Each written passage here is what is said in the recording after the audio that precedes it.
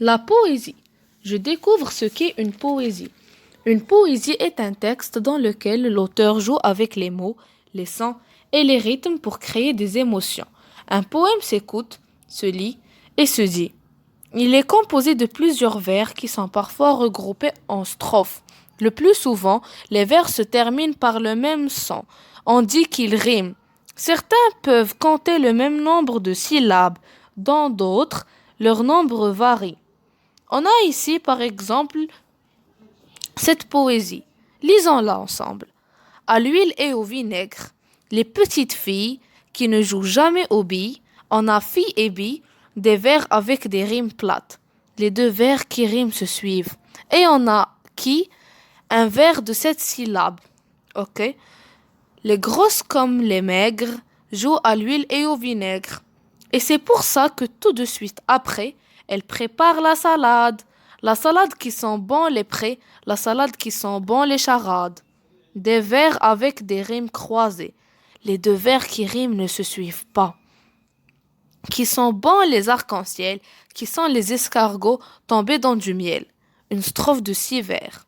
Elle n'en a même pas besoin d'ajouter du sel. Un vers de 12 syllabes.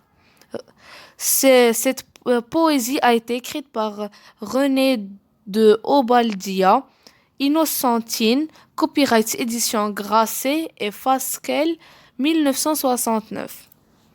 Les différents types de poèmes. Chacun découvre sa poésie avec sa sensibilité et son imagination. Tantôt la poésie amuse, tantôt elle fait rêver. Les poèmes prennent des formes variées. On trouve des poèmes écrits en vers avec un retour à la ligne à chaque nouveau vers.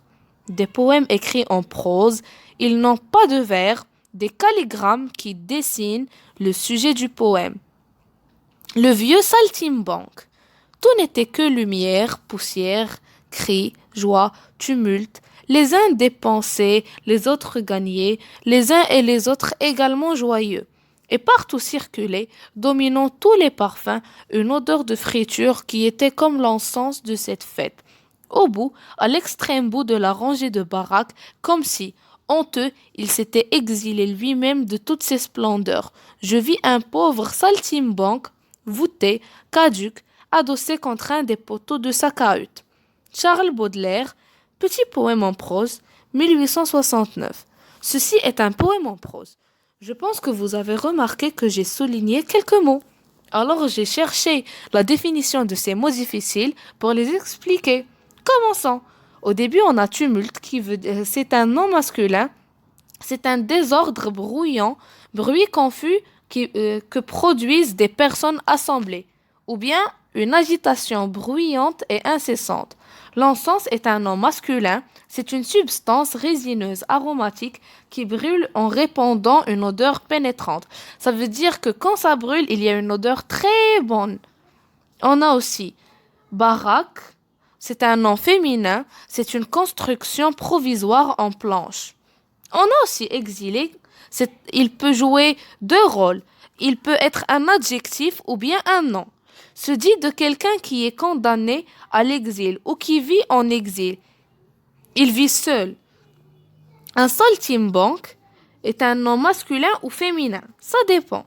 C'est une personne qui fait des tours, des acrobaties sur une place publique. On a aussi voûté. Voûté est un adjectif. Ça veut dire dont le dos est courbé et ne peut plus se redresser. On a aussi caduc. C'est un adjectif qui n'a plus cours. Il est démodé, dépassé, périmé, vieux. Ici, on a aussi adossé. C'est un verbe passif. En parlant de 2 meubles héraldiques identiques, être représentés dos à dos.